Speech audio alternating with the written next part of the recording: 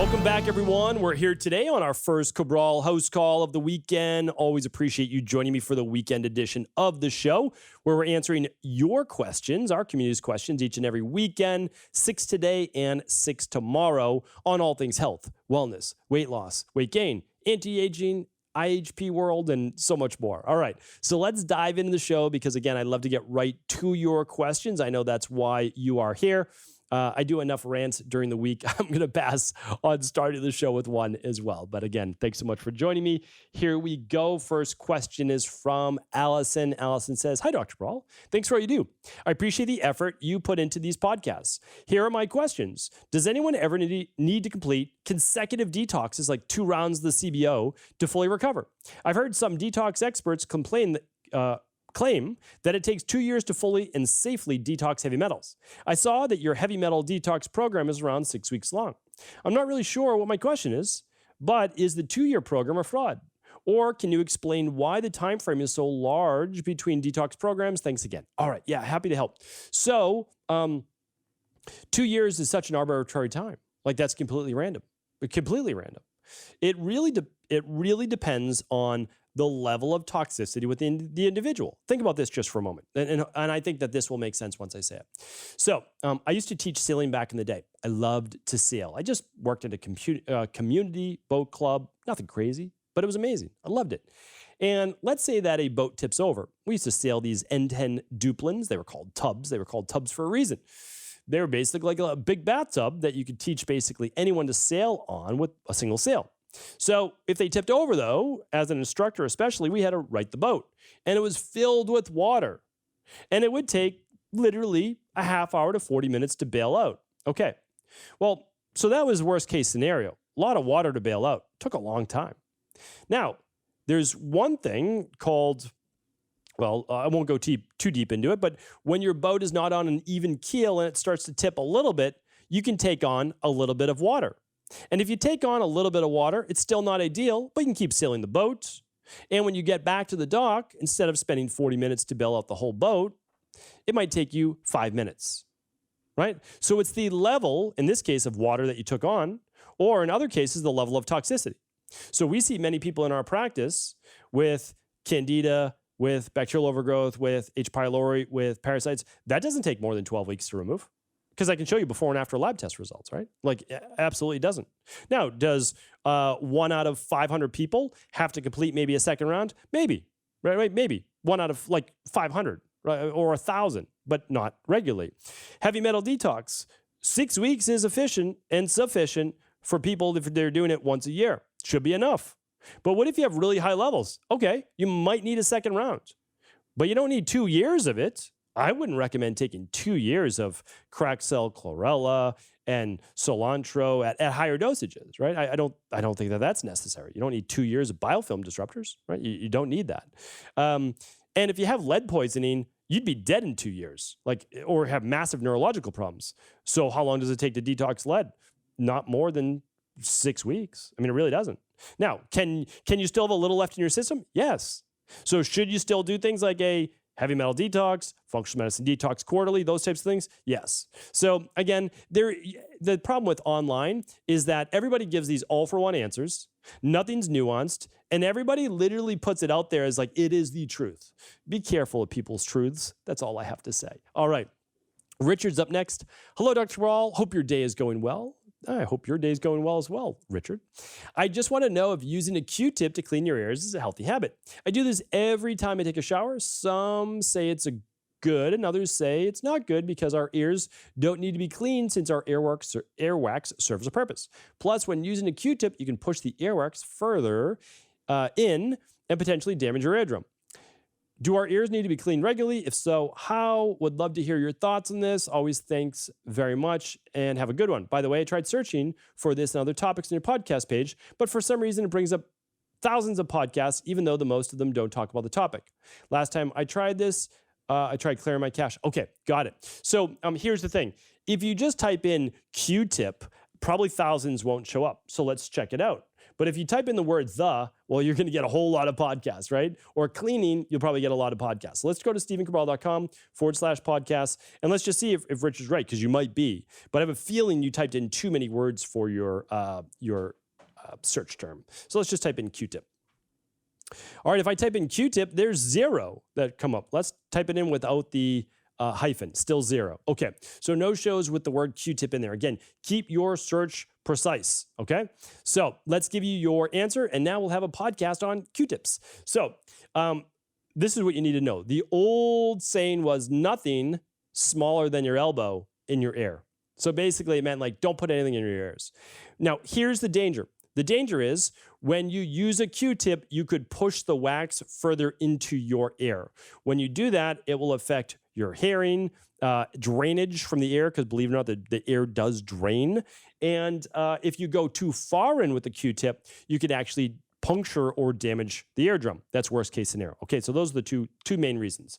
Now, there is nothing wrong, though, with cleaning the actual air before you get into the canal of the air. So there really is no harm at all with using a Q-tip to dry your ear. What you don't want to do is jam it into your ear canal and push the wax deeper inside, or potentially hit your eardrum. If you don't do that, there's really nothing wrong with it. Now, earwax does serve a purpose, okay?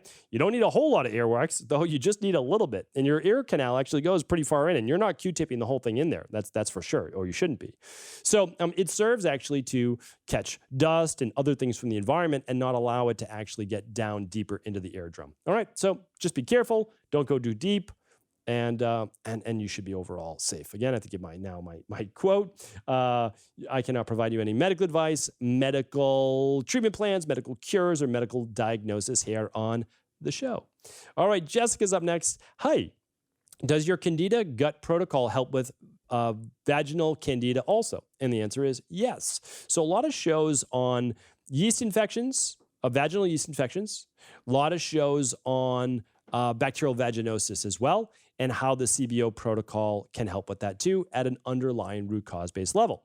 And for the most part, the reason is that a woman's vagina actually shares a lot of the same bacteria and yeast as what is in the intestines. If we can rebalance the intestines, we can also rebalance the vaginal flora as well. The flora is basically another term for bacteria. So if you look up on the podcast, bacterial vaginosis or yeast infection, again, you would just type in yeast infection or BV or bacterial vaginosis. You'll learn to do what to do essentially topically as well as internally. So we like to work from both perspectives. So you want to improve the gut, right? But you also can use things such as certain vaginal suppositories to help rebalance that flora as well. Now, we'll just keep coming back if you don't change the actual intestinal flora, but at least it's a good start, okay? So, Jessica, hopefully that was helpful. Lindsay's up next. Hello, Dr. Cabral. I always thank you for your time and knowledge. I'm wondering what your thoughts are on Necrobiosis Lipoidica. I don't know if that's pronounced correctly, but sounds all right to me. And if you have any tips to make changes as to the root cause, it seems to be related to granulomatous and lipodermatosclerosis. How's that for pronunciation there? If those are interrelated, any ideas on to heal the damage done by these? Yeah, I mean, absolutely happy to help on these as well. Not with pronunciation, of course, but to what I actually do in the real world. So I've talked about this actually before. So you're looking at a thickening, right? So the issue is that there's an overall degeneration in the body of specific joint-based issues. So we're talking about like collagen-based fibers, as well as initial fat deposits or greater amount of fat deposits. So what we look at is a couple things, internal and external. So one, I don't know where exactly this is happening specifically for you, but it can actually happen from something happening outside the body in terms of a trauma, accident, etc. The other part is actually from an inflammation and autoimmune-based process. So let me tell you, instead of us guessing, because there's lots of different ways in which this could occur, you can look for similar root causes. What would those root causes be? Well, again, we need to look at what are the things that are causing inflammation in your body. 100%, like that's what we do. So we actually look at, are there autoimmune processes going in your body? And if so, what might be causing those? The number one lab that we run for that, actually, it's called the starter kit. So we look at heavy metals. Okay, we look at stress levels on that. But we also look at gut function and detox. So one's the minerals and metals test. The other is the Candida metabolic and vitamins test. Combined, they give you all of that information: vitamin levels, mineral levels, heavy metals, gut function, detox function, and much more. If you can run the big five, you always want to run the big five, because you can look at omega-6s, which are more inflammatory, to omega-3s that absolutely have a part in autoimmune issues and inflammation as well. But at the same time, if you wanted a less expensive route, you would definitely run the starter-based kit.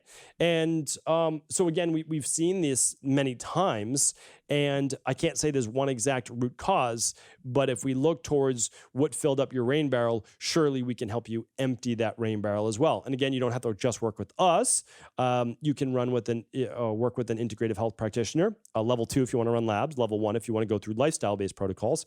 And you can also find a local naturopathic doctor that may specialize in these types of inflammatory-based conditions as well. All right. Thank you, Lindsay, for writing in. Dana's up next. Hello, my daughter, that has my Boston accent coming out right there. Hello, my daughter and I have vitiligo. My father has it too, but very little, and it seems like it's almost disappeared through the years.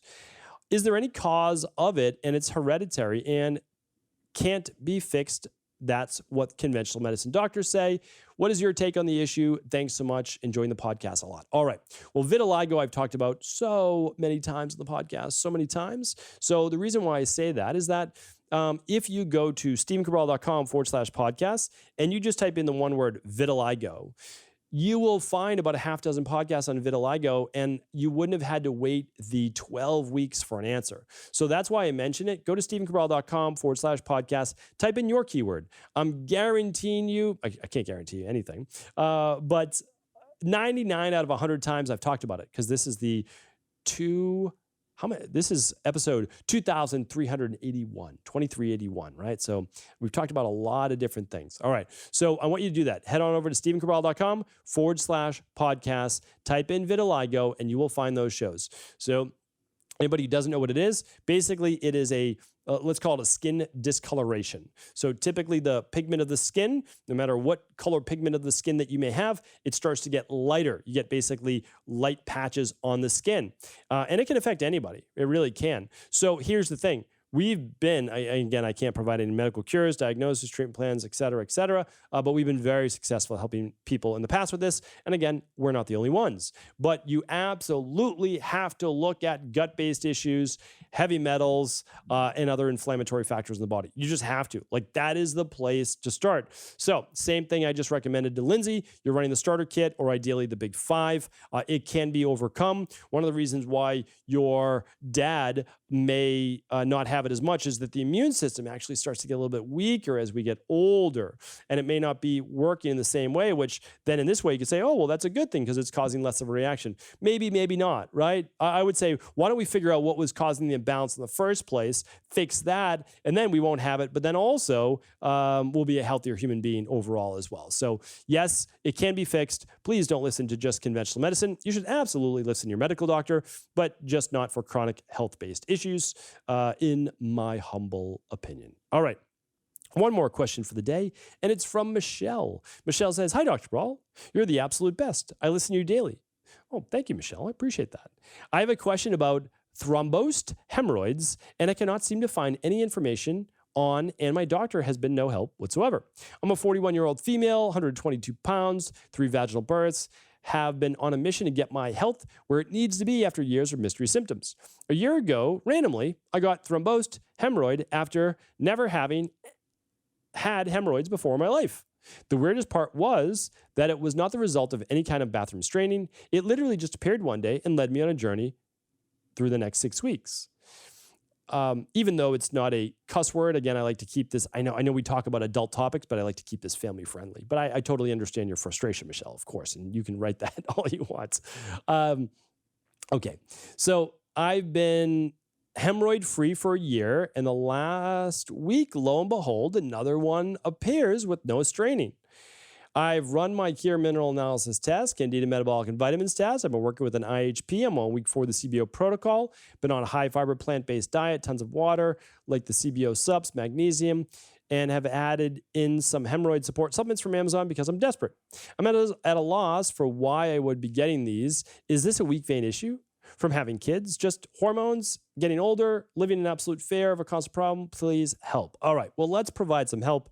Love that you've been diving in on your own, working with an IHP and running some labs and running some protocols, getting to the bottom of it. So we want to look at this from a couple different ways. So a typical hemorrhoid would be the varicose veins, essentially right near the anus, the opening, of your anus, is going to be, they can get enlarged, and those veins are always there, but when they're enlarged, they're called hemorrhoids, okay? So hemorrhoids are always an inflammatory-based issue. Now, inflammation, though, isn't a root cause. So then we say, well, what's causing the inflammation? All right, so in my opinion, this is what I've seen. Viruses, infections, food sensitivities, yeast overgrowth, parasites, and heavy metals. Now, I would put Lyme and the virus, if you know what I'm talking about, in there as well, but that's all under infections and virus as well. So this is what we need to do. Yours came back after basically not being there for a year. So what we need to do is play detective in natural health. We need to say, okay, you wrote this in on May 5th. All right. So it came over the last, a couple weeks or so? I don't exactly know. But what changed in your life the 2 or 3 weeks preceding you getting that hemorrhoid again? Was there a change in any type of food or toxin, like a new type of toothpaste, a new type of detergent, a new type of toilet paper? Like literally all those things can matter. I mean, they really can. Excuse me. I'll grab a little water here. And I want to be cognizant of that. A new type of supplement, anything. So let's look at that. Even adding something like healthy, like a mushroom tea or whatever, just look at that, as that could cause a little inflammation for you. Could be an irritant.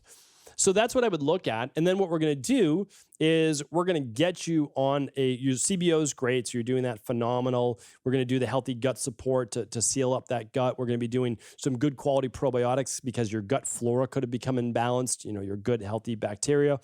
And then what we're going to do most likely, because you're working with your IHP, is look at the anti-inflammatory aspect of this. We might be adding some ginger tea. We might use the Inflammasoothe by Equalife. And we also, again, check out my other podcast on hemorrhoids, because I've talked about doing a little bit of aloe vera.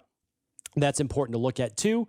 And you might even use a little apple cider vinegar first as a toner, which can help to shrink the hemorrhoids, and then a little aloe vera, which is cooled in your fridge afterwards. That can be very helpful to do twice a day. Some people use coconut oil instead of the aloe vera. You could try that.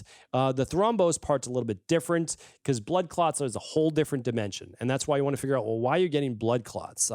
Did you do anything over the past month or so that could have caused blood clots? Start to look at that as well, all right? There's always an underlying root cause. You don't need to live with this forever. There's no doubt about it. I mean, we've helped so many people with hemorrhoids. Keep looking. You will find it, no doubt about it. Right back in if you have additional follow-up questions, all right? Thanks so much, everyone, for tuning into today's show. I appreciate you. I love this community. I'll be back tomorrow answering more of our community's questions. Take care.